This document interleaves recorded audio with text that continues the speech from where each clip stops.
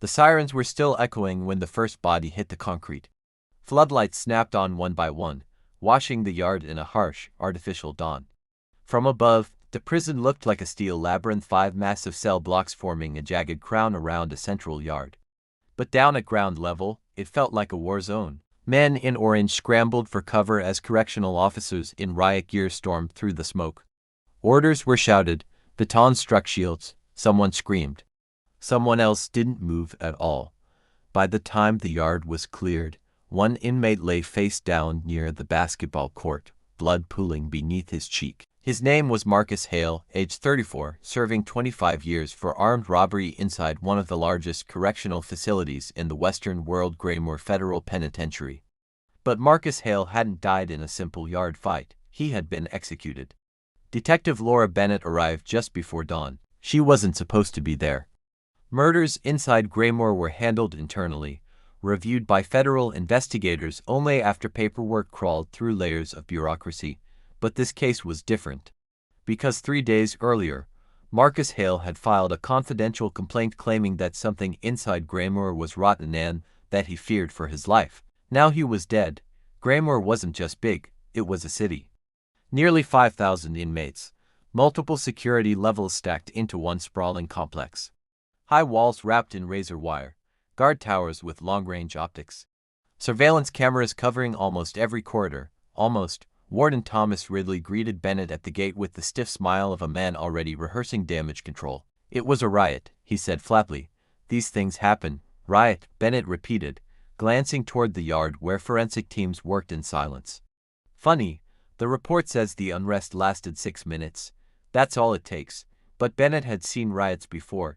Chaos leaves a signature. Random injuries, broken bones, bruises on both sides. Marcus Hale had one wound. Clean, precise. A sharpened piece of metal slid expertly between ribs, angled upward into the heart. That wasn't chaos, that was intention. Inside the medical unit, the prison doctor confirmed it quietly. He was targeted. By who? Bennett asked. The doctor hesitated. That's above my pay grade. Graymore operated on an invisible hierarchy.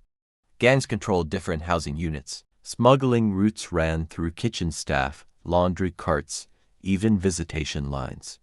Phones were contraband, but calls still happened. Weapons were banned, but blades were crafted from toothbrushes and bed frames.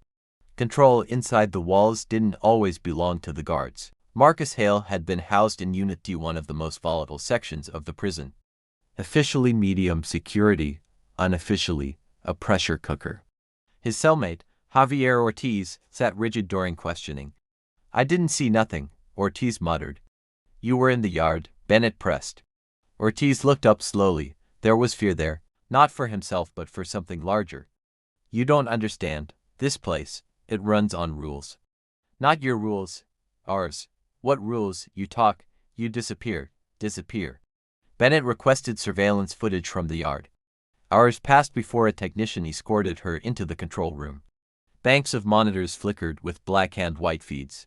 Cameras covered corridors, stairwells, common areas, but when they pulled footage from the exact section of yard where Marcus had fallen, the screen glitched. Static.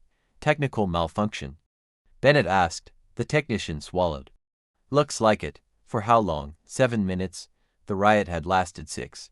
Someone had known exactly where to look and when to look away. By mid-morning, rumors were already spreading through Unit D. Marcus Hale had been labeled a rat. Word was he'd been feeding information to someone on the outside. But about what? Bennett finally gained access to his confidential complaint file. It was thin, just 3 pages. The first page detailed threats he'd received from another inmate, Darius Cole, known gang affiliate, serving life for multiple violent offenses. The second page mentioned unauthorized night transfers between units. Inmates moved without records, names erased from logs. The third page was the most disturbing. "There are men in here who aren't supposed to exist," Marcus had written. "They're brought in after lights out. No intake process, no files, and they don't stay long." Bennett read that line 3 times. Secret inmates inside a federal mega prison. It sounded insane. Unless it wasn't, she requested Darius Cole immediately. Cole entered the interrogation room in shackles, his expression unreadable. Tall, broad shoulders. a spider web of faded tattoos crawling up his neck. "You know why I'm here?" he asked calmly. "Marcus Hale is dead." Cole didn't blink. "Lot of men die in here. He accused you of threatening him." Cole leaned back. "Everybody threatens everybody in Graymore. That's survival. Did you kill him?" A small smile crept across his face. "If I wanted him dead, detective, it wouldn't have happened in the yard." There was something chilling about the way he said it. Not a denial, not a confession, just truth wrapped in menace. "You think this place belongs to the government?" Cole continued quietly. "It doesn't. It belongs to whoever controls the fear." "And who's that?" Bennett asked. Cole's eyes flicked briefly toward the security camera in the corner of the room. "You're asking the wrong questions." Later that evening, Bennett walked the perimeter with Officer Grant, a corrections veteran of 17 years.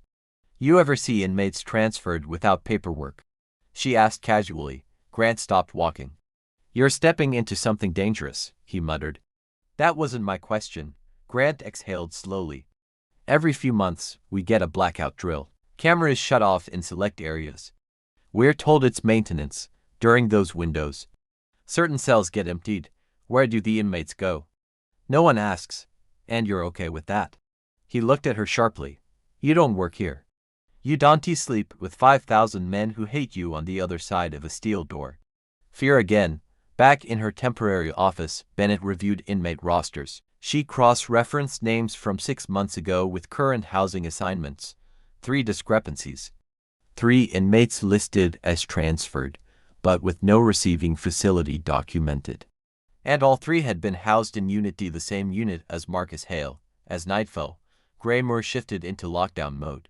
Cell doors clanged shut in mechanical unison. The hum of fluorescent lights buzzed through corridors. Inside Unit D, whispers traveled faster than sound. Someone had ordered Marcus's death. But not because he was a rat, because he had seen something. Just after midnight, a fire alarm blared in cell block C. Smoke flooded the corridor. Officers scrambled, sprinklers activated. It was a distraction. In Unit D, 2 masked figures slipped into a maintenance hallway normally sealed, after hours. They carried a single keycard, one that shouldn't have existed. They opened a steel door marked storage. Inside wasn't storage.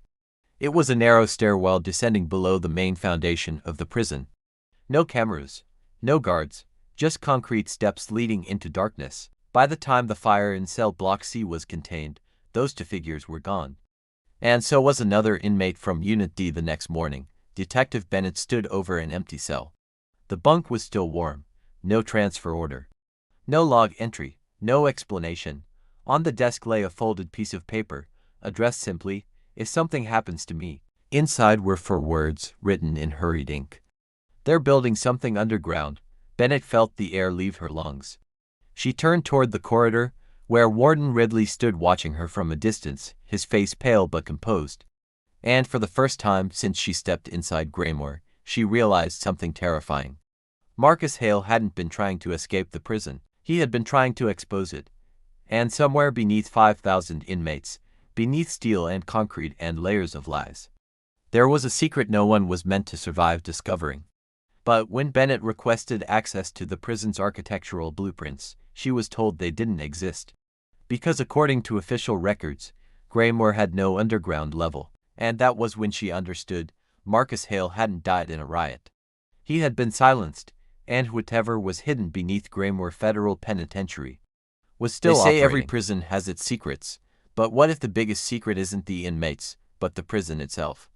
Welcome to Blackgate Penitentiary, the most notorious supermax on the eastern seaboard.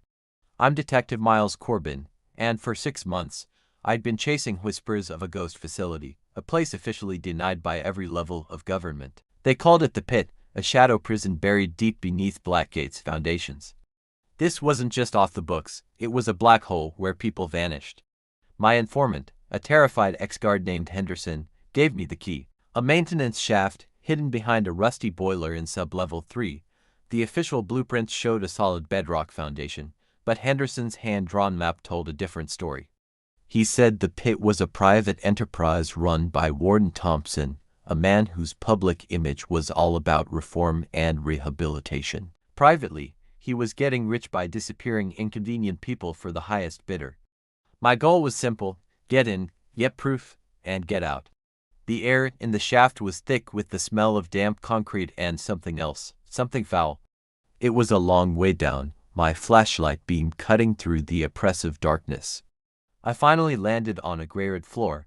Below me, a horrifying sight. A series of crude, cage-like cells, barely large enough for a person to stand, were lit by single, flickering bulbs. Figures huddled inside, their faces gaunt and hollow. This was it. The pit was real. I started documenting everything on a micro camera, the quiet clicks echoing in the cavernous space. I needed to get closer to see who was down here. As I moved along a narrow catwalk, a floorboard creaked under my weight. A guard looked up, his eyes widening in surprise before his hand went to the gun on his hip. I had no choice. I lunged, tackling him over the railing. We crashed onto the concrete floor below, the impact jarring my bones. He was tough, but I was desperate. The fight was brutal and quick. I left him unconscious and grabbed his keys. One of the prisoners, a woman with haunted eyes, whispered a name: Judge Albright. He was a federal judge who had vanished 3 months ago after threatening to expose a massive corruption ring. He was here. I found his cell at the far end. He was barely recognizable, but it was him. They know, he rasped, his voice a dry crackle. They know someone's here. Suddenly, alarms blared to life. Red lights flashed, casting demonic shadows across the walls. Footsteps thundered from above. Thompson knew. I had to get Albright out. He was the proof. The other prisoners started rattling their cages, shouting, creating a diversion. Go, one of them yelled. Tell them, tell everyone. We scrambled back towards the maintenance shaft, the sound of pursuit getting closer and closer. Gunshots ricocheted off the concrete walls. We were running out of time. Up ahead, I saw the ladder. Climb. I yelled at Albright, pushing him towards it. I'd hold them off. 2 guards rounded the corner. I fired, using the precious few seconds it bought us. As Albright neared the top, I started my ascent, bullets whizzing past my head. I could hear Thompson's voice roaring from below, a promise of what he'd do if he caught us. I kicked the shaft cover open and we spilled out into the boiler room, gasping for air. We sealed the entrance just as they reached the ladder. We didn't stop running. We burst out of Blackgate and into the pre-dawn light, the city still asleep, unaware of the nightmare unfolding beneath its streets. We had the evidence, we had the witness. But this was just the beginning. Warden Thompson and his powerful clients wouldn't go down without a fight. Now, the real battle began, the race to expose the truth before they could bury it, and us, forever. The story of the pit needed to be told, and I was going to make sure the world heard it. Thanks for watching, and don't forget to follow. Another inmate slammed into her, knocking her to the floor. She tasted blood. Progress bar, 99%. Upload complete. The terminal went dark. Bennett didn't know who grabbed her next. She only knew the cold steel biting into her wrists as she was hauled upright. Ridley stood before her again, his calm gone. You've doomed people, he hissed, including yourself. She met his gaze, defiant even as fear crawled up her spine. The world's going to see this. Ridley leaned close. You think truth survives exposure, it gets buried. Just like this place. She was dragged away, deeper into the underground level, through corridors she hadn't seen before. Behind her, Graymore Federal Penitentiary descended into lockdown, sirens howling above layers of concrete and secrets. And somewhere beyond those walls, files were already spreading, copied, mirrored, impossible to fully erase. But inside the prison, one truth remained. The system would do anything to protect itself, even if it meant making Laura Bennett disappear next. And as a final steel door slammed shut behind her, she realized the worst part wasn't that Graymore had a hidden prison beneath it. It was that places like this didn't exist alone. They were connected. And now, the world was about to find out. Buried alive, when Laura Bennett woke up, there was no sound. No distant shouting. No clanging metal. No hum of fluorescent lights. Just silence. Her hands were no longer cuffed, but the room was sealed for concrete walls, a steel door without a handle, and a single camera embedded high in the corner. The light overhead cast a sterile white glow that erased any sense of time. No clock, no window, no way to measure hours. She pushed herself upright, her ribs aching from where she'd been tackled. The air smelled recycled, filtered too many times. This wasn't a holding cell. It was isolation engineered for control. You're awake, a voice said through a hidden speaker. Warden Thomas Ridley. You can't keep me here, Bennett said, forcing steadiness into her tone. I already am. She stood slowly. The files were uploaded. A pause. Yes, Ridley admitted. They were. Something in his voice unsettled her more than anger would have. It wasn't rage, it was calculation. You're assuming the world reacts the way you expect, he continued. That exposure equals consequence. You ran a black site under a federal prison, Bennett shot back.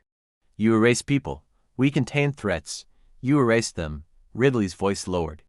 The public doesn't panic over what it doesn't understand, and when they do, they look for reassurance. A screen flickered to life on the wall. News anchors, breaking headlines, grainy footage from inside the underground corridor cells, gunfire, men in tactical gear. But the headline wasn't what she expected. Terror plot foiled at Graymore. Extremists infiltrate federal facility. Her stomach dropped. They had rewritten it. The footage she'd leaked had been reframed, edited, packaged, redirected. Instead of exposing a secret detention wing, it now told a story of radical inmates staging an underground insurrection. The classified unit was being described as a counter-terror containment program that prevented catastrophic attacks. Grant's face flashed briefly on screen. Officer injured during brave defense of facility. Where is he? Bennett demanded. He's alive, Ridley replied. For now. The screen shifted again. A press conference, federal officials standing at podiums. Words like national security, necessary measures, public safety. The narrative had already hardened. You think this is over? Ridley asked quietly. You gave them raw footage. They gave the public context. You lied. We clarified. Bennett's mind raced. The upload hadn't gone to just one outlet. She'd sent it to investigative journalists, independent watchdogs, encrypted forums. Unless you intercepted it, she realized. We anticipated it. The screen went dark. You're not here because you failed, Ridley continued. You're here because you succeeded. And now we need to decide what to do with you. The door unlocked with a heavy mechanical click. 2 tactical officers entered. No insignia, no names. They escorted her into a corridor she hadn't seen before, narrow, windowless, lit by recessed strips in the ceiling. The architecture felt newer than the upper prison, more deliberate. How many of these places are there? She asked. Neither officer answered. They stopped at another steel door. Inside was not a cell. It was an office, modern, minimal, a single desk and 2 chairs. And someone waiting. He wasn't in a uniform. He wore a tailored dark suit, silver hair combed back neatly, posture relaxed in a way that radiated authority. Detective Bennett, he said smoothly. Please, sit. She didn't. Who are you? He smiled faintly. Let us say I am someone who makes sure situations like this don't destabilize the country. That's not a title, no. It's a responsibility. She remained standing. He gestured to the chair again. You've seen something most people never will. A mechanism. An unpleasant one, yes, but effective. You call indefinite detention effective. I call it preventative. He folded his hands on the desk. The men down here are architects of mass harm. Financial collapses, coordinated attacks. Biochemical research with no oversight. Trials would expose intelligence methods, compromise assets, risk lives. So you made yourselves judge and jury. We removed variables. Bennett's jaw tightened. And if you're wrong, a brief silence. We're rarely wrong. That's not an answer. It's the truth. She studied him. Calm, controlled, unshaken. This wasn't a rogue warden running a secret wing. This was policy. You killed Marcus Hale, she said. The man's expression shifted barely. Collateral, he replied. He was a corrections officer. He was curious. Rage burned in her chest, but she forced it down. Anger wouldn't help. What happens to me? She asked. That depends. On whether you're willing to see the bigger picture. She almost laughed. You want me to join you? Not join, he corrected. Understand. He tapped a remote on the desk. The wall behind him illuminated maps, locations, dots scattered across continents, facilities, more than one. This isn't isolated, he said. It's coordinated. Quiet. Her breath caught in her throat. How many? She whispered, the question hanging in the sterile air of the interrogation room. The man in the impeccable suit looked at her, his eyes cold and devoid of emotion. Enough. A chill, deeper than fear, settled over her. This wasn't just about Graymore. This was bigger, more terrifying than she could have imagined. "You can't just lock up the world," she said, her voice shaking slightly but laced with defiance. He didn't even flinch. "We don't need to. Just the right people." He leaned forward, the expensive fabric of his suit rustling softly. "You have two options, detective. Publicly, you become part of the failed extremist narrative. You'll be charged, discredited, and imprisoned for a very long time." He let the words sink in before continuing. Or what?" she demanded, her pulse thudding a frantic rhythm in her ears. "Or you disappear." The word hung in the air, a threat and a promise. "Disappeared how, officially? A tragic accident. You died during the containment breach, a hero, lost in the line of duty." His tone was casual, as if discussing the weather, and unofficially. "Unofficially, you work with us." The sheer audacity of it left her speechless for a moment. "You think I'd help you, after everything you've done?" "I think," he said, his voice even and dangerously calm, "that once you truly understand what's at stake, you might find your perspective shifts." Just then, the door behind her opened abruptly. Grant stumbled in, his face pale, his shoulder heavily bandaged. He was standing, but just barely. "Grant," she breathed, a wave of relief and confusion washing over her. He wouldn't meet her eyes, his gaze was fixed on a point on the floor. "They showed me things, Laura," he said, his voice quiet, almost a whisper. "Plans, names, people we thought were untouchable. They're all in here." She stared at him, trying to read his expression, trying to find the man she knew. "And you believe them, after they did this to you?" "I don't know what to believe anymore," he confessed, the conflict tearing him apart right in front of her. The suited man rose to his feet, a silent assertion of control. "Truth is rarely clean, detective. The world functions because certain burdens are carried by those willing to remain out of sight." "By who?" she demanded, her voice rising. "You?" "By those willing to make the hard decisions that others can't stomach." The room felt smaller, the walls closing in. Grant finally looked at her, his eyes pleading. "Laura, if even half of what they showed me is real." She stepped closer to him, lowering her voice. "And if it's not? If it's all just another layer of manipulation to break us?" He had no answer. The suited man glanced at his watch, a picture of detached authority. "You have 24 hours to decide. You can choose to fight a system that's designed to absorb every impact you throw at it, or you can influence it from within." She met his gaze, her own steady and unwavering. "And if I choose neither?" A thin, cruel smile touched his lips. "Then you simply become another number behind reinforced glass, forgotten." The officers escorted her back to her isolation cell. But this time, the silence felt different. It wasn't empty, it was charged with possibility.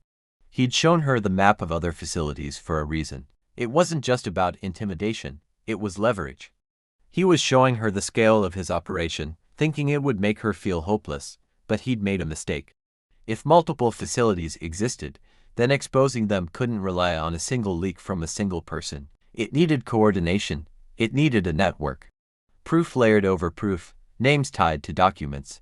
Documents tied to funding. It needed to be a cascade. She sat on the edge of the narrow bed, staring directly at the small, dark lens of the camera in the corner. "You're watching," she said softly, a statement, not a question. There was no response, of course. She lay back, her eyes fixed on the concrete ceiling. 24 hours. They thought they had given her a simple, binary choice, submission or disappearance, a cage of gold or a cage of steel. They hadn't considered the third option, rebellion, because while they controlled Graymore, while they controlled her physical world for now, they didn't control everyone who had already seen the files she'd leaked. And somewhere out there, beyond these cold, impenetrable walls, journalists were asking questions. Questions that couldn't be neatly reframed or dismissed. Some narratives can be redirected, others grow teeth. As the fluorescent light above her flickered just once, Laura Bennett allowed herself the smallest, most defiant smile. If they wanted a war of narratives, a war fought in the shadows and in the headlines, they were about to have one. The game wasn't over, it had just begun.